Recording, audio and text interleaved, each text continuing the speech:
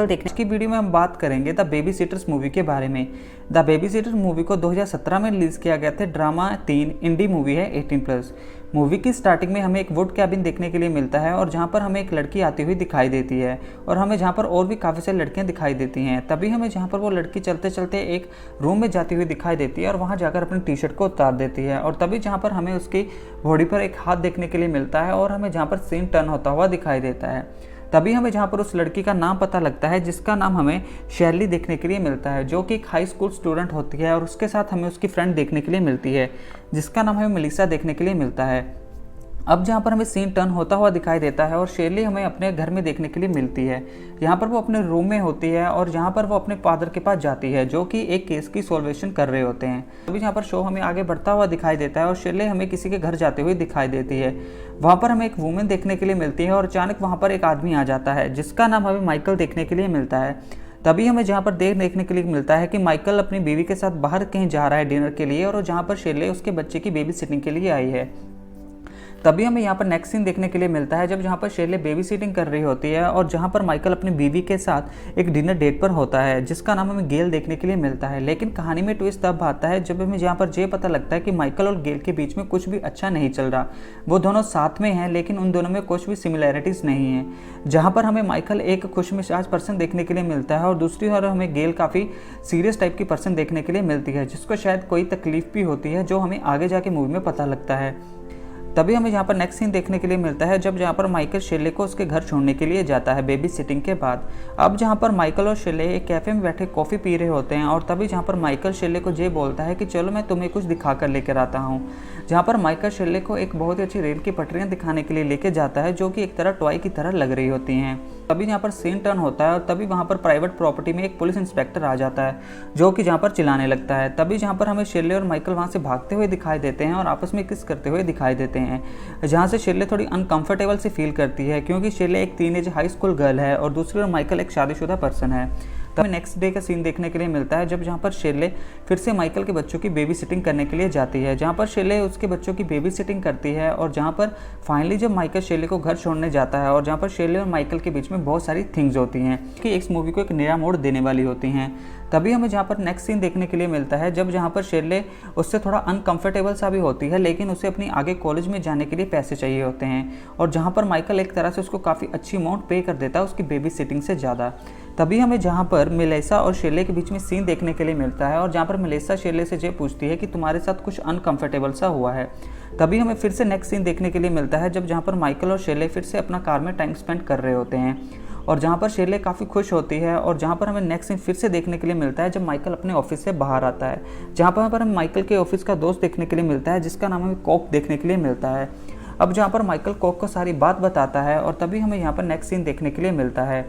दूसरी ओर शैली भी एक तरह से मेलिसा से सारी बात कर चुकी होती है। अब जहाँ पर कहानी में ट्विस्ट आना तब शुरू होता है जब जहाँ पर शैली एक तरह से बिजनेस ही इस काम को बना लेती है बेबी सिटिंग के बहाने। वो अपने आप को उस नाम से बुलाना नहीं चाहती लेकिन अपने आप को बेबी सिटर सी कहलाती हैं। अब जहाँ पर वो मेलिसा से डील करती है कि वो तुझे डील प्रोवाइड करेगी लेकिन उसका 40% अपने पास रखेगी। अब जहाँ पर मेलिसा कॉक के पास जाती है और वहीं उसके साथ इंटीमेट थिंग करती हैं और हमें सीन आगे बढ़ता हुआ दिखाई देता है। अब जहाँ पर मेलिसा और शैली काफ़ी खुश होती हैं क्योंकि उन्होंने काफ़ी अच्छा खासा अर्न कर लिया होता है और दूसरी ओर जहाँ पर माइकल जे बोलता है कि उसके बाकी दोस्तों को भी जे सर्विस चाहिए बेबी सिटिंग की। अब जहाँ पर शैली और मेलिसा एक पार्टी में जाती हैं और वहाँ पर उनको काफ़ी अकेले से बैठना पड़ता है लेकिन कहानी में ट्विस्ट तब आता है जब जहाँ पर हमें उनकी एक और दोस्त देखने के लिए मिलती है जिसका नाम हमें हेल्थ देखने के लिए मिलता है। अब जहाँ पर तीनों 1 बाय 1 अपना बिजनेस स्टार्ट कर लेती हैं और उसको बीच में ऐड कर लेती हैं और उसका 40% अपने पास रखती है शैली।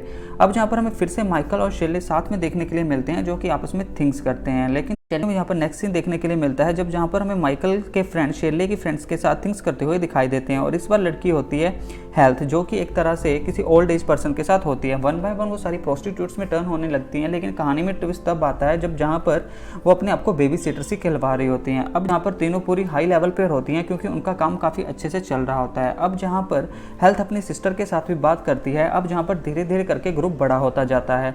अब जहाँ पर शैली एक बार तरह से गुस्सा हो जाती है और ये बोलती है कि मैं इसकी लीडर हूँ इस ग्रुप की। और कहानी में ट्विस्ट तब आता है जब जहाँ पर हेल्थ की सिस्टर एक तरह से खुद को ऑनर मानने लगती है वो और अपना ही एक ग्रुप बना लेती है। लेकिन कहानी फिर से आगे बढ़ती हुई हमें दिखाई देती है जब जहाँ पर शिरले काफ़ी गुस्सा हो जाती है और उसे एक तरह से डाउट होने लगता है कि कुछ तो गड़बड़ हो रही है। अब जहाँ पर शिरले हाई स्कूल में वापस जाती है और वहाँ पर जाके लॉकर्स को तोड़ने लगती है। क्या हेल्थ की सिस्टर्स ने उसके पैसों को लुका रखा है। लेकिन कहानी आगे बढ़ती है और हमें फिर से सीन टर्न होता हुआ दिखाई देता है।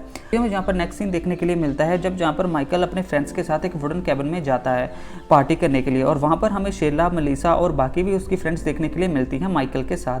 अब जहाँ पर शेरले और मेलिसा हाई डोज लेने के बाद वहाँ पर सर्विस प्रोवाइड करना शुरू कर देते हैं और तभी हमें यहाँ पर नेक्स्ट सीन देखने के लिए मिलता है।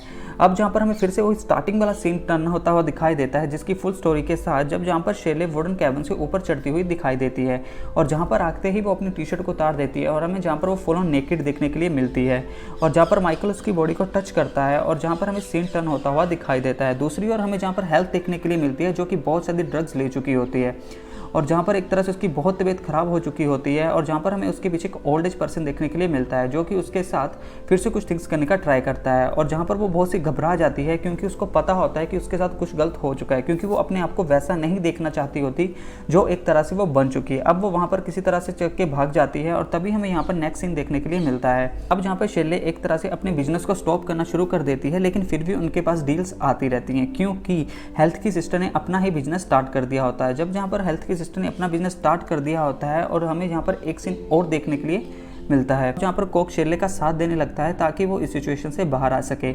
अब जहाँ पर वो हेल्थ की सिस्टर को एक तरह से ब्रिज से नीचे लटका देती है और जहाँ पर वो गिरने ही वाली होती है लेकिन पीछे से कोक आके उसको पकड़ लेता है। लेकिन कहानी में ट्विस्ट तब आता है जब जहाँ पर हमें शेरले के फादर देखने के लिए मिलते हैं जो कि गाड़ी में किसी के साथ कुछ कर रहे होते हैं। जैसे ही वो बाहर आते हैं तो शेरले काफ़ी रोने लगती है और चिल्लाने लगती है जिससे एक तरह से उसकी लाइफ पूरी तरह से बर्बाद हो चुकी है। वो ना चाहते हुए भी कुछ ऐसी थिंग्स कर बैठी होती है और उसके फ्रेंड्स कुछ ऐसी थिंग्स कर बैठे होते हैं जो कि लाइफ में कोई सोच भी नहीं पाता।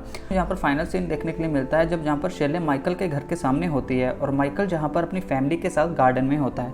अब जहाँ पर शेरले थोड़ा सा देख के उसको रोती है, स्माइल करती है, एक तरह से काफ़ी इमोशनल सा सीन होता है और इस तरह से हमें बेबी सिटर्स का एंड होता हुआ दिखाई देता है। बेबी सिटर्स एक 18+ अडल्ट मूवी है जिसमें आपको बहुत ही ग्रेट स्टोरी लाइन देखने के लिए मिलेगी और आप इस मूवी को जाकर एंजॉय कर सकते हो। आई होप कि आपको हमारी जब द बेबी सिटर्स 2017 की एक्सप्लेनेशन अच्छी लगी हो। अगर अच्छी लगी हो और ऐसी एक्सप्लेनेशन के लिए आप हमारे चैनल को सब्सक्राइब कर सकते हैं। तो मिलेंगे हमारी नेक्स्ट वीडियो में, तब तक के लिए अलविदा।